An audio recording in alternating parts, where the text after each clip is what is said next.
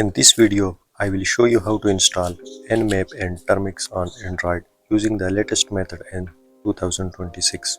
Nmap is a popular network scanning tool used for learning, networking, and cybersecurity.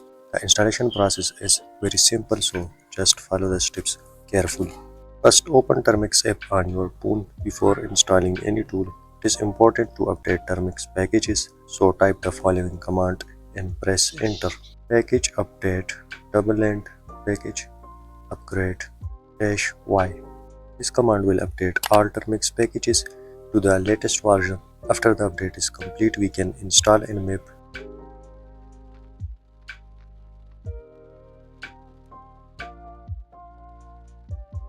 To install it, type the following command and then press enter. Package install nmap-y.